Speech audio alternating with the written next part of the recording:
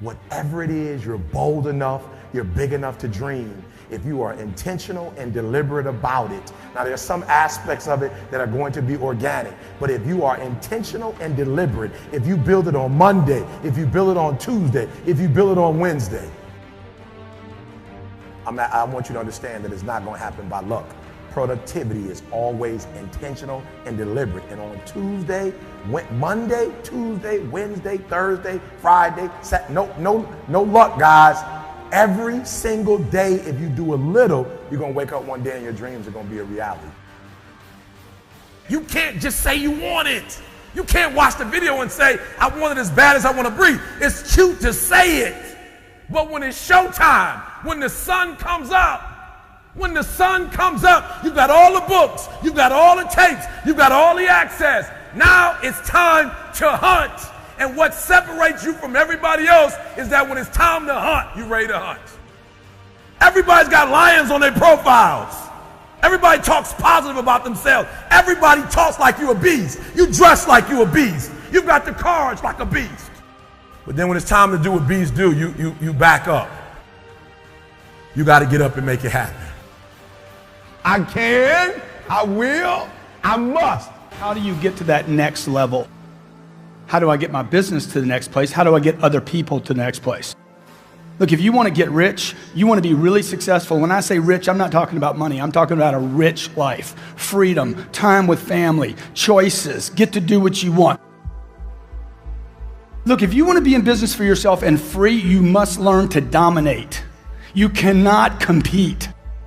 Dude, what are you doing, man? What are you doing? You know what? Most people are going to spend more time in their life working than any other single thing and not being successful. You got to be totally committed. Everybody agree? You got to be completely uncertain. You want $1 million? You want $2 million? You want $5 million? How much money do you want? How much success do you want? How much notoriety do you want? You want a New York Times bestseller? Why can't you have everything? Oh, but I'm 65. So what? Man, Colonel Harlan Sanders made all his money after he was 65 years old. He wasted the first 64 years. If you're not sure of your own value, your own goals, and what you want, the world will never reward you of what you want, your value, and your goals. Do you need to pressure yourself? You need to cook yourself. You need a necessity level way up here. When I wake up in the morning, I write my goals down. When I go to bed at night, I write my goals down. It's the first thing and the last thing I do every day. I've been doing that for 25 years. Here are 4 steps you must take to create the next level of success in your life. Number 1, you must get attention. You got to get attention. If you got to scream to get it, get it. What do these people have in common? Okay, there's Michael Jordan, Warren Buffett, Steve Jobs, Oprah, a Navy SEAL, and my mother. You know what they had in common? This. Greatness has in common immersion. They're immersed completely in their environment. Number 2, they're dedicated, completely dedicated. 3, they have a total commitment. Immerse yourself, okay? You have to immerse yourself right now with reading, the right reading, audio programs, video. Find YouTube channels that are good for you. Immerse yourself with books, audio, video, daily, okay? You hit all 3 of those where I'm reading something, listening to something, and watching something. These are completely different ways to learn. Anybody can do this, folks. Anybody can do this. This is not about a college degree. This is about massive amounts of action to get attention for yourself, your brand, your company, your products, your ideas, your dreams. Life is really, really short. And I think that we don't value and appreciate, our freedoms and our opportunities in our life. The universe is yours, all right? And you need to understand that. Success does not require you to look out the window. It only requires that you look in the mirror. To be successful, you don't have to look out the window and, oh, where's my help? Where are the people that I need? All you got to do is stop, look directly in the mirror, and the one person you need to blow up, the one person you need to be successful is looking right back at you. And if you're willing to make a commitment to that person in the mirror, if you're willing to look at that person in the mirror and say, I'll make a commitment to you from this day forward, that whatever it takes, I'll do whatever it takes. Whatever it is you want to accomplish or whatever it is you want to do, you literally have to see it first. If you're not trying to get out of your shitty situation, then every day you're choosing to stay in it. And you can't complain about being given the choice you keep making. You know, one of my favorite quotes is, change happens when the pain of staying the same becomes greater than the pain of making a change. You know what's so funny? We want people to make guarantees to us, but we're not willing to make guarantees to ourselves. You're not brave enough. You want to put it on somebody else. The reason why I'm not successful is because of my boss. Have you ever looked at yourself in the mirror and said, I'm not getting up on time. I'm not going to work on time. I'm not putting in 120% when I'm at work. You've never looked at yourself in the mirror and said, you let you down. Until you get to that point, you let you down. You always want to blame other people. You want to hold other people to the fire, but you're not holding yourself to the fire. You just said you're giving 50%. You owe you an explanation. You owe you an explanation. You need to look at yourself in the mirror and say, why are you only giving 50%? What's wrong with you? You need to put yourself on punishment. And I stopped being a victim. Stop saying, I've got to wait for good things to happen to me. And I said, I'm going to grind. I'm going to fight. I'm going to work. I'm going to press forward. I'm going to learn. I'm going to do everything in my power. Every single day, I'm going to do everything in my power to become a victor and not a victim. Winners win and losers lose. I can't explain it any better than that. I don't know how it happens, but winners win. And if you create a culture of losing, if you keep being a victim, if you keep letting losing happen to you, if you keep letting people do you and treat you any kind of way, it's going to become a culture. I have standards. I have value. It's easy to go through life holding on to things that are weighing us down. Guilt, resentment, doubt, worry. The problem is when we allow these things in, they're taking up space for the good things that should be there. Imagine your life is like a container. You were created to be filled with joy, peace, confidence, creativity. But if you allow worry in, it pushes out the peace. There's not space for both. You can't go above 100%. You have a limited amount of room. If you allow guilt to take up space, that's space that you don't have for the confidence you need. Some people don't enjoy their lives is because their container, their heart is contaminated with so many things. They have 10% worried, stressed out over their job, 12% bitterness, mad at their neighbor, 20% guilt, beating themselves up for past mistakes, 9% jealousy, their coworker is more beautiful. They don't realize 70% of their container is negative. How much space are you given to guilt, to shame, to regret, to being against yourself? Whatever it is, it's too much. Give no place to guilt. Give no place to worry. Give no place to bitterness. It can't come in and automatically take over. You control what's in your container. You control what you think about, what you choose to allow in. And we all have negative emotions, negative feelings. But you have to make the choice. I'm not going to give this jealousy, this bitterness, this anger, valuable space and let it poison my life. I'm going to protect what I allow in me. And every morning when we wake up, we need to empty out anything negative from the day before. But you have to be disciplined. Say, no, I am not giving this offense any room. I am not going to let it sour my day. Or you wake up in the morning and thoughts of worry come. How are you going to pay your bills? What if the medical report's not good? You'll never get out of this problem. Don't allow that in. Take inventory of what you're giving space to.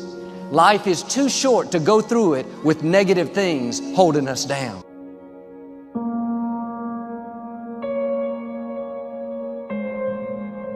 Worry will make you weak.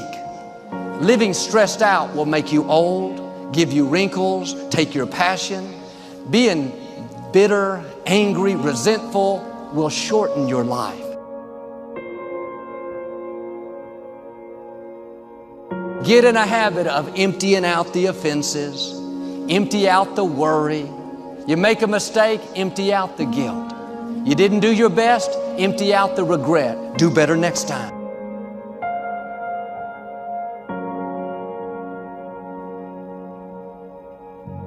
He'll remind you of every mistake you've made for the last 30 years. It's easy to live life in regrets, thinking about what you should have done differently. Man, I should have raised my children better. Should have been more faithful in my marriage. I should have finished college. Don't go through life looking in the rearview mirror, down on yourself, living in regrets. You can't do anything about the past, but you can do something about right now. Being against yourself doesn't help you do better. It pushes you down. Why don't you forgive yourself? Why don't you empty out the guilt? Why don't you turn off the accusing voices?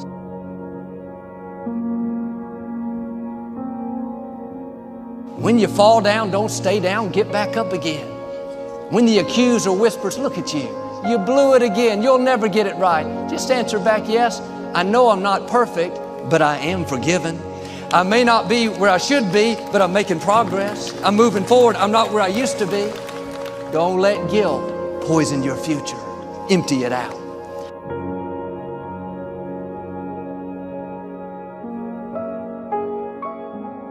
Somewhere deep inside, you know what kind of person you were designed to be. If you want to produce great acorns, think like an oak, not like an acorn. Think like the person you intend to become. Like the Christian question, what would Jesus do? Ask yourself, how would the person I'd like to be? The acorn has three parts. It's got a stem, a cap, and a seed. And the stem represents its connection to the past. All the acorns, all the oaks that have ever existed in its line before are encoded in that transfer through that stem, the legacy into this acorn. The cap holds onto the seed until the seed's ready to grow on its own. So the cap represents your coaches, your mentors, your role models, your guides, your parents, your friends, your teachers. What kind of seed is in you? I believe part of our responsibility in life is to find out who we are, to discover ourselves. First off, we need to respect our nature. We need to realize we are part of a continuing chain that carries a legacy and a responsibility. There are many things we can do with our lives, and I think it's our job to find out what those things are and to do them as well as we possibly can so that we're passing along the right imprint for the next generation. So first, we need to respect our nature. Second, we need to know our nature. Take Aristotle's advice, know thyself, but know things about yourself that most people don't discover. For example, know how you're smart, not just how smart you are in comparison to others. In what ways are you smart? Know what you care about. What are the values that motivate your choices? If you will spend 1 extra hour each day studying your chosen field, you'll be a national expert in that field in 5 years or less. So nurture your nature. Figure out, first off, I am valuable. Accept that. I want to know who I am, and I want to know how I operate and how can I understand me better. And then I want to nurture that nature. I want to apply myself in the world and put myself to work in such ways that the rest of the world says, well, that's cool. So ask yourself every day, how would the person I'd like to be do the things I'm about to do? The truth is very concise. The words are very few. But people don't want to hear the truth because the truth hurts. But you grow from pain. You really do. You can't know how to deal with success. You can't know how to deal with failures. You can't know how to deal with the bumps in the road that if you haven't had a taste of everything. We all have next level ability. There's not other people that aren't holding you back. Your boss isn't holding you back. Your parents aren't holding you back. Those are excuses. To me, there's no such thing as luck, okay?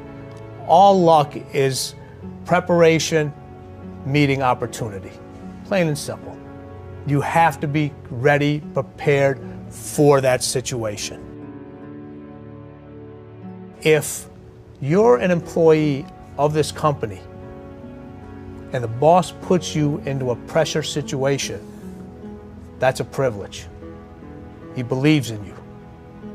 You better deliver, because if you don't, that situation goes to somebody else, and you may never get that opportunity again.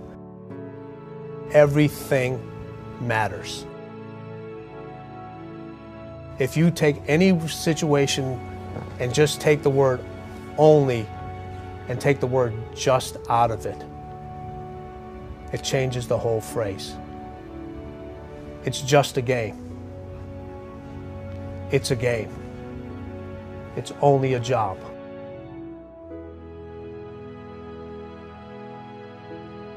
The body has limitations, the mind does not. We focus so much on what goes on from the neck down that we forget it all starts from here. Everything starts from here. If you're not mentally ready, you're never really physically prepared. And that's where the preparation starts. I firmly believe that everybody in this room, everybody on this planet has a gift. It's your job to figure out what that gift is. Then it becomes your job to decide whether you're going to act on that or not. Everyone sees the work that you put in, but it's what you don't see is going to determine how far you're going to get. I hear stuff all the time. People say, oh, look in the mirror and you'll see why you're not succeeding. I don't believe that, okay? It's what you don't see in the mirror. That's what's holding you back. It's what you're not willing to see is why talent is not enough. And when you finally see it and accept it and decide to work on it, then you can take that next level. A lot of people ain't honest with themselves about what they really want. You want to make more money than you've ever made. You want to travel the world. I don't know. You want to build your second home. I'm not sure what you want, but I need you to understand that you got to give some. You can't stay where you are and go where you're trying to go. Do not let any job that you do kill your dream, because the only thing that can make you feel alive is your dream. Honestly believe that if people are not calling you crazy, your dream isn't big enough. No matter how many people told me no, no matter how many people lied to me, focus on one thing, make it your priority, and stick with it no matter what. Whatever your dream is, whatever your goal is, you're not going to be able to make it happen if you don't have a dream party every day. Like, you've got to have a dream session. You've got to take out 10 minutes, 15 minutes, 20 minutes, however much time you have, and you've got to actually go in a room, close the door, and you've got to see yourself doing it. You've got to feel yourself doing it. You've got to actually walk in it. You've got to go in the future, live it out, come back in the present, and start working toward it.